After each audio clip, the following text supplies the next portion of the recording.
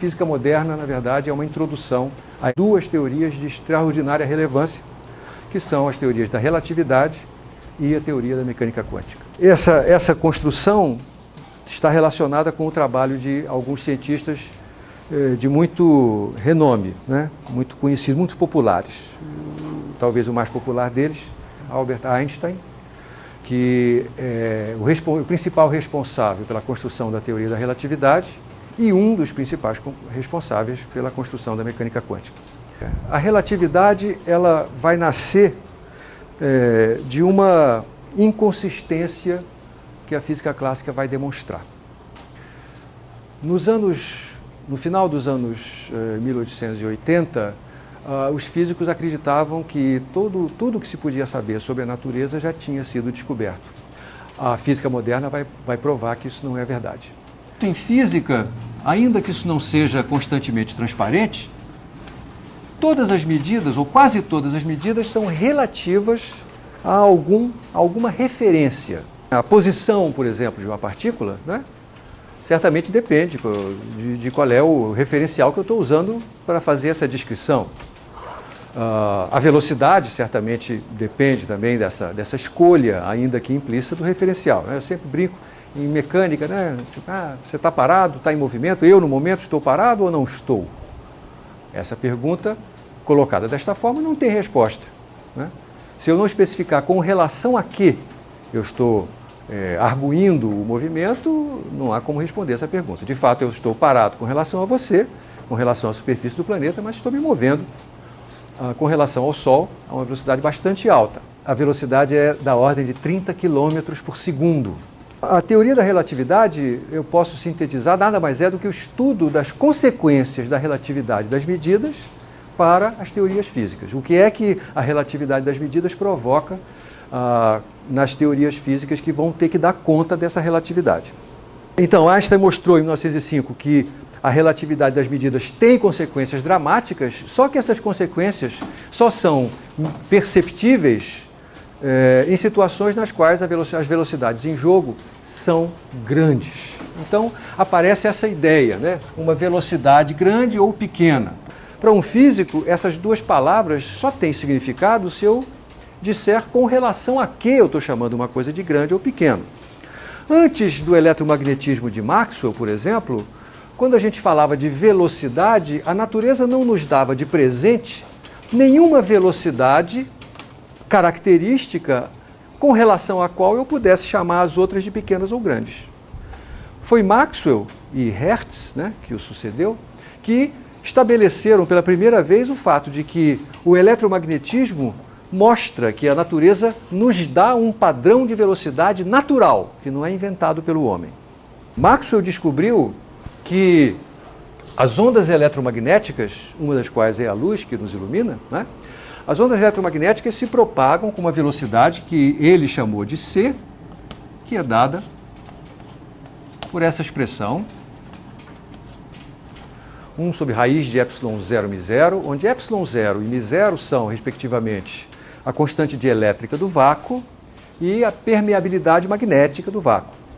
Então, quando você mistura as quatro equações de Maxwell, né, você vê que aparece uma equação de onda, uma equação de propagação de um fenômeno ondulatório. E essa propagação está associada a este valor. Portanto, esse número que é gerado por essa conta aqui também é um padrão natural, digamos assim, né?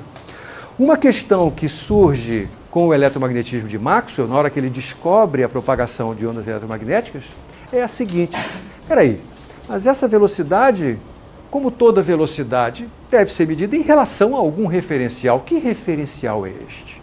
Então essa é uma pergunta que Maxwell deixa para a posteridade. Você lembra qual é o valor dessa velocidade em unidades amigáveis?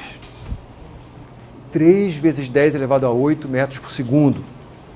Nós acabamos de falar de uma velocidade, a minha velocidade em relação ao Sol, 30 km por segundo. Vamos transformar isso para metros por segundo? Quanto dá? 3 vezes 10 a 4 metros por segundo. Veja que, comparada com a velocidade da luz, que é 3 vezes 10 a 8, a minha velocidade com relação ao Sol, faça o quociente, 3 vezes 10 a 4 dividido por 3 vezes 10 a 8. 10 a menos 4. 10 a menos 4 é um número pequeno comparado com a unidade. Então nós vamos dizer que esta velocidade, 30 km por segundo, é pequena. Eu estou caracterizando o que eu estou chamando de grande ou pequeno a partir de agora. Já que a natureza nos dá de presente um padrão natural, intrínseco, né? Então eu tenho com o que comparar a velocidade. Daqui para frente eu não vou mais me preocupar em dizer pequeno com relação a quê.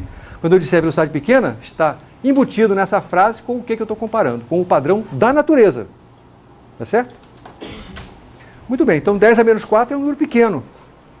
E o que nós vamos ver é que para velocidades pequenas, agora com essa caracterização do que é ser velocidade pequena, né? Para velocidades pequenas, os efeitos previstos pela teoria da relatividade são muito pequenos. Na maior parte das vezes são imperceptíveis ou até mesmo impossíveis de serem medidos. Então não é à toa, você diz, puxa, mas se a relatividade é assim tão importante, né? Uma coisa tão testada, a gente acredita tanto nela, como é que demorou tanto tempo para descobrir? Demorou tanto tempo para descobrir por causa deste fato. É porque ela só é de fato perceptível quando as velocidades são grandes. E velocidades grandes não são muito comuns no nosso cotidiano. Certo?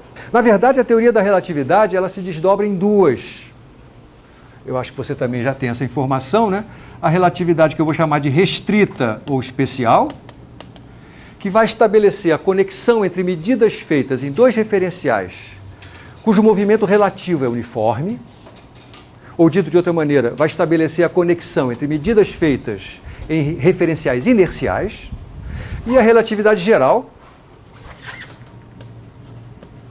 que vai estabelecer a conexão entre entre medidas feitas em quaisquer dois referenciais, e, de passagem, né, meio que inesperadamente, ela vai também ser uma teoria da gravitação. Né? E esse fato é outra descoberta importante do Einstein, está relacionado com o fato de que, na verdade, não consegue se descobrir experimentalmente nenhuma diferença entre a massa inercial, lembre que é a massa inercial. Massa inercial é aquele valor que comparece na segunda lei de Newton, né? Que diz para a gente, dado uma força, qual é a aceleração que um objeto vai adquirir. Essa é a massa inercial.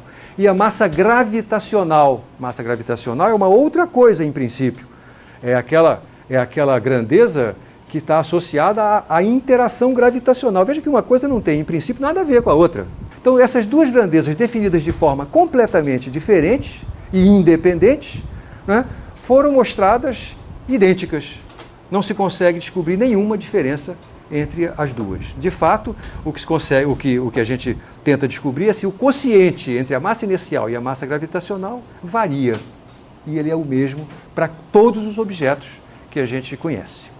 Então, Einstein, na teoria da relatividade geral, vai dizer: Deus não joga dados com a natureza pela 10ª vez, ele fala isso várias vezes ao longo da vida dele, e se essa coincidência não pode ser fortuita. Então ele toma essa coincidência como ponto de partida, e é por isso que ele vai conseguir construir uma teoria da gravitação a partir de uma teoria que conecta medidas feitas em referenciais acelerados um em relação ao outro.